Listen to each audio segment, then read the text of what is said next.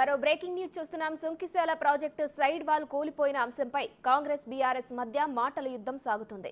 Project నిర్మాణంలో సాంకేతిక పద్ధతులు పాటించకపోవడమే సైడ్ వాల్ కూలిపోవడానికి కారణమని కాంగ్రెస్ నేతలతో పాటు పలువురు సాంకేతిక నిపుణులు అభిప్రాయం వ్యక్తం చేస్తున్నారు. గత ప్రభుత్వం కనీస సాంకేతిక పరిజ్ఞానాన్ని ఉపయోగించుకోకుండా, ఇంజనీర్ల ఆలోచనలకు విలువ ఇవ్వకుండా ప్రాజెక్టులను ఇష్టారీతిన నిర్మించిందనే విమర్శలు వెల్లువెత్తుతున్నాయి. మాజీ సీఎం కేసీఆర్ తానే ఇంజనీరింగ్ గా పేర్కొంటూ ప్రాజెక్టుల డిజైన్, రీడిజైన్లలో అతిగా జోక్యం చేసుకున్నారని, దాని ఫలితమే మేడిగడ్డ, ఇప్పుడు సుంకిశాల ప్రాజెక్టులనే విమర్శలు వినిపిస్తున్నాయి.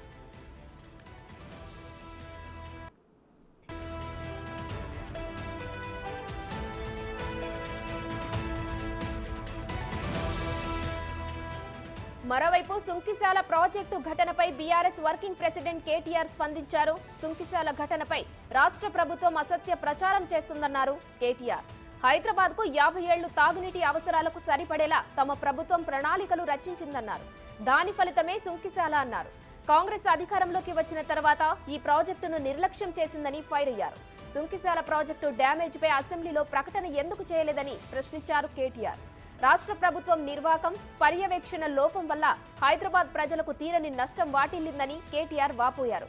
సుంకిశాలకు పునరుజ్జీవనం తెచ్చిందే బీఆర్ఎస్ ప్రభుత్వమని, నాగార్జున సాగర్ లో డెడ్ స్టోరేజీ ఉన్నా హైదరాబాద్ కు నీటి కష్టాలు రావన్నారు.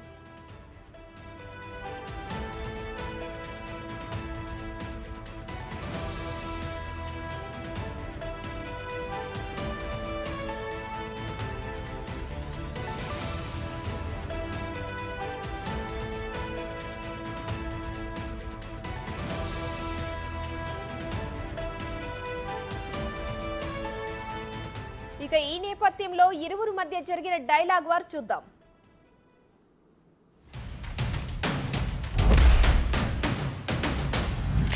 వారం రోజులు దాచిపెట్టారు. వారం రోజులు దాచిపెట్టి గోప్యత మెయింటైన్ చేయాల్సిన అవసరం ఏమొచ్చింది? ఇది మీ తప్పని మీకు తెలుసు, మీరు చేసింది తప్పని తెలుసు, ఇది మీ నిర్వాహకం వల్ల, మీరు ఆగమాగం చేయడం వల్ల జరిగిందని తెలుసు. ఇంజనీర్లు చెప్తా ఉన్నారు, వద్దనంగా ఆగమాగం పనులు స్టార్ట్ చేసి వద్దనంగా గేట్లు బిగించారు సార్. ఫుల్ ఫ్లో వస్తుంది, వరద వస్తుంది అని చెబితే వినకుండా ఇవాళ తొందరగా పూర్తి చేయాలని చెప్పి మాకు ఆదేశాలు పైనుండి వచ్చినాయి. ఏవైతే పంప్ హౌస్లో పనులు పూర్తయి మోటార్ల బిగింపు జరిగే వరకు టన్నలు, అదేవిధంగా ఈ రిటైనింగ్ వాల్ ఏదైతే కట్టినారో వాటిని గేట్లు అమర్చే క్రమంలో ఆ టన్నల్కి మీరు వరద కాలంలో పెట్టకుండా కొద్ది కాలం తర్వాత పెడదామని అధికారులు చెప్పినా వినకుండా ఈరోజు హడావుడిగా గేట్లు అమర్చడం వల్ల ఈ నష్టం జరిగింది. కేవలం మేడిగడ్డ అన్నారం సుందిళ్లే కాదు, మీరు కృష్ణానదిని కూడా వదిలిపెట్టలేదనేది దీని ద్వారా స్పష్టంగా అర్థమవుతాం. గోదావరిలో కట్టే వాటిని గోదావరి ఒక్కదాన్ని ఖతం చేశారనుకున్నాం. ఇప్పుడు కృష్ణానదిని కూడా వదిలిపెట్టలేదనేది అంటే మీరు ఈ రాష్ట్రంలో దేన్ని వదిలిపెట్టలే. ఈ సుంకిశాల ప్రాజెక్టు జూలై 2021 నాడు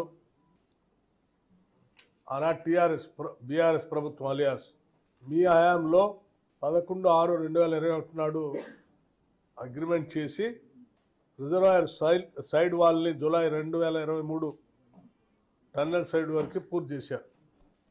అంటే వాళ్ళ కూలింది వారు కట్టించినటువంటి వాలే.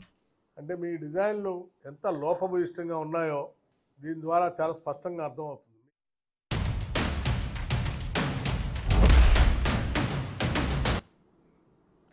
నిర్మాణంలో ఉన్న సుంకిశాల గోడ కూలిపోవడంపై అటు కాంగ్రెస్ బీఆర్ఎస్ మధ్య మాటల యుద్ధం నడుస్తుంది. మరి ఇంతకీ గోడ కూలడానికి రీజన్ ఏంటి? దీనికి సంబంధించి ఇంజనీర్లు ఏం చెప్తున్నారు? దానికి సంబంధించి మరిన్ని డీటెయిల్స్ మా ప్రతినిధి పుల్లారావు లైవ్ లో అందిస్తారు.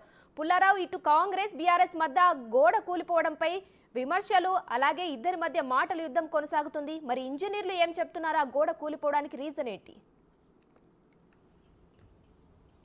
శ్రీ సుంకుశాల విషయంలో మాత్రము ఇరు పార్టీల మధ్య మాత్రము వాద ప్రతివాదాలు కొనసాగుతున్న పరిస్థితి ఉంది. ఒకరిపై ఒకరు విమర్శలు చేసుకున్న పరిస్థితి అయితే ప్రజెంట్గా నెలకొందని చెప్పవచ్చు. యాక్చువల్గా ఈ సుంకుశాల నిర్మాణం అనేది 2000 సంవత్సరంలో అంటే కోట్ల విజయభాస్కర్ రెడ్డి హయాంలో ప్రారంభించిన తర్వాత అప్పటి నుండి కూడా నత్తనడకనే ఈ యొక్క పనులు అనేవి కొనసాగుతుండేది. 2024 సంవత్సరం వచ్చినప్పటికీ కూడా సుంకుశాల ప్రాజెక్టుకు సంబంధించిన పనులు అనేది ఇప్పటికి కూడా పూర్తిగా పరిస్థితి నెలకొందని చెప్పవచ్చు. అయితే 2022 సంవత్సరంలో ఈ యొక్క ప్రాజెక్టుకు సంబంధించేసి అప్పటి వరకు కూడా బీఆర్ఎస్ ప్రభుత్వం అధికారంలో వచ్చేసి 8 సంవత్సరాలు గడిచినప్పటికీ కూడా ఈ ప్రాజెక్టు విషయంలో మాత్రం చాలా నిర్లక్ష్యం వహించింది కూడా మనకు తెలియవస్తుంది. 2022 సంవత్సరంలో ఆగమేఘాల మీద ఈ యొక్క ప్రాజెక్టు పనులు ప్రారంభించారని చెప్పేసి కూడా శాసనమండలి చైర్మన్ గుత్తా సికందర్ రెడ్డి వ్యాఖ్యానించిన పరిస్థితి అయితే ఉందని చెప్పవచ్చు.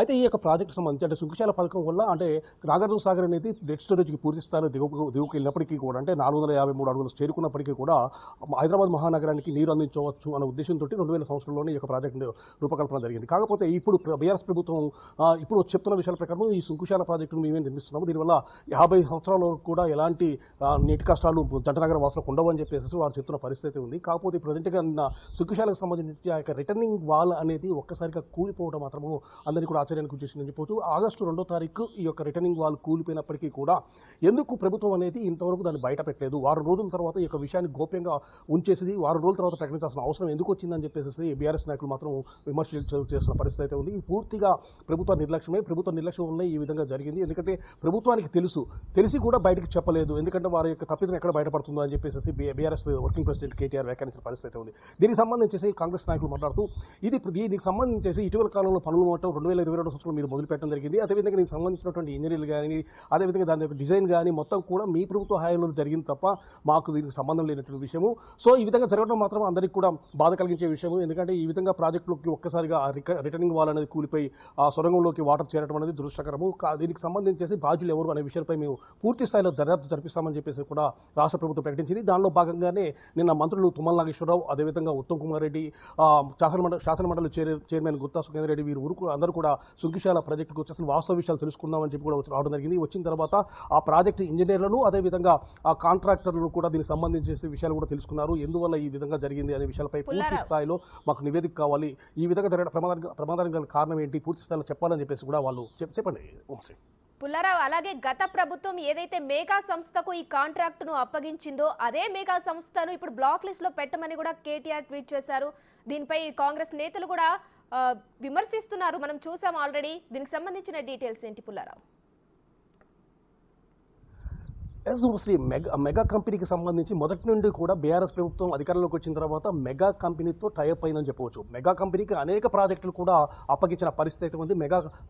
మెగా సంస్థ ద్వారానే పూర్తి స్థాయిలో అనేక విషయాలు కూడా చేస్తూ పోతున్న పరిస్థితి ఉండడం జరిగింది. ప్రజెంట్గా ఈ యొక్క సుంకుశాల విషయంలో కూడా మెగా కంపెనీకే అప్పగించింది. మెగా కంపెనీకి అప్పగించిన తర్వాత ఈ ప్రాజెక్టు పనులు మొత్తం కూడా ప్రభుత్వ చెప్పుచేతులు అడుగుజాడలో నడుస్తున్నాయని కూడా మనం చెప్పవచ్చు. అయితే మెగా కంపెనీని మొదటి నుంచి కూడా ప్రోత్సహించుకుంటూ వచ్చింది కూడా బీఆర్ఎస్ ప్రభుత్వమే అని చెప్పేసి కూడా అందరికీ తెలిసిన విషయమే అని చెప్పేసి కూడా కాంగ్రెస్ నాయకులు కూడా ప్రతిపక్షాలు అంటే అప్పుడు ప్రతిపక్షంగా ఉన్నటువంటి కాంగ్రెస్ నాయకులు వ్యాఖ్యానించుకుంటూ పోయినారు. సో ఆ విధంగా ఉన్నటువంటి మెగా కంపెనీకి సంబంధించి ప్రజెంట్గా ఈ ఇష్యూ జరిగిన తర్వాత ఈ యొక్క కంపెనీని పూర్తిస్థాయిలో బ్లాక్ లిస్ట్లో పెట్టాలని చెప్పేసి కేటీఆర్ వ్యాఖ్యానించడం మాత్రం చాలా ఆశ్చర్యకరంగా ఉందని చెప్పేసి కూడా కాంగ్రెస్ నాయకులు చెప్తున్న పరిస్థితి ఉండడం జరిగింది. ఎందుకంటే ప్రోత్సహించింది వాళ్ళే, తీరా నష్టం జరిగిన తర్వాత ఆ యొక్క సంస్థను బ్లాక్ లిస్ట్లో పెట్టమంది చెప్పింది వారే. సో ఆ విధంగా చేయడం ఎందుకని చెప్పేసి కూడా కాంగ్రెస్ నాయకులు వ్యాఖ్యానిస్తున్నారు. ముఖ్యంగా దీనికి సంబంధించి మంత్రులు దీనిపై పూర్తి స్థాయిలో విచారణ జరిపిస్తారు. ఎందుకంటే ఈ ప్రైవేట్ ఏజెన్సీ అంటే మెగా కంపెనీ ఎందుకు ఈ విధంగా ఎవరిది ఈ విధంగా డిజైన్ చేశారు, ఎందువల్ల అంటే ఇంజనీరింగ్ విభాగంలో ఏమైనా లోపభూయిష్టంగా జరిగిందా, ఎందుకు ఎవరు దీంట్లో ఇన్వాల్వ్ అయ్యారు, ఆ విషయాలు మొత్తం కూడా వెలుగులోకి వస్తాయి. తప్పనిసరిగా దీనిపై ఎంక్వైరీ నడుస్తుందని చెప్పేసి కూడా రాష్ట్రం అంటే ఉత్తమ్ కుమార్ రెడ్డి కూడా చెప్పిన పరిస్థితి ఉందని చెప్పవచ్చు. సో ఈ విషయానికి సంబంధించి ప్రభుత్వం మాత్రం చాలా సీరియస్గా తీసుకుందని చెప్పవచ్చు. ప్రజెంట్గా ఈ యొక్క రిటర్నింగ్ వాల్ కూలిపోవడం వల్ల ఈ సుంకుశాల ప్రాజెక్టులో ఈ ప్రమాదం జరగడం వల్ల దాదాపు 16 కోట్ల మేరకు నష్టం జరిగింది. ఈ నష్టం మొత్తం కూడా ప్రైవేట్ ఏజెన్సీ అంటే ఆ మెగా సంస్థనే దీనికి భరించాల్సి వస్తుంది. ఎందుకంటే ప్రాజెక్ట్ కంప్లీట్ చేసిన తర్వాత పూర్తి నిర్మాణం కంప్లీట్ చేసే వరకు కూడా బాధ్యతలు అనేవి ఎవరైతే కాంట్రాక్ట్ సంస్థ దక్కించుకుంటుందో వాళ్ళకే ఉంటుంది. కంప్లీట్ చేసిన తర్వాత అప్పుడు ప్రభుత్వానికి అప్పగించాల్సి ఉంటుంది. ఇప్పుడు నిర్మాణ సమయంలోనే కూడా ఇది జరిగింది కాబట్టి దీని బాధ్యత మొత్తం కూడా ఆ మెగా సంస్థ భరించాల్సి ఉంటుంది. కాబట్టి వాళ్ళే ఈ కాంట్రాక్టర్ దాని ఆ యొక్క నష్టాన్ని భరిస్తారు. అదేవిధంగా ఈ ప్రాజెక్టుకు సంబంధించి అంటే ఈ కాంట్రాక్ట్ మొత్తం టోటల్గా ఈ పునర్నిర్మాణం దాదాపు 2-3 నెలల వ్యవధిలో కూడా కంప్లీట్ చేస్తాము. ఆ తర్వాత నగరవాసులకు కూడా ఎలాంటి ఇబ్బందులు కూడా చేస్తామని చెప్పేసి కూడా ఉత్తమ్ చెప్పిన పరిస్థితి ఉంది. ఉమాశ్రీ. Right, thank you పుల్లారా.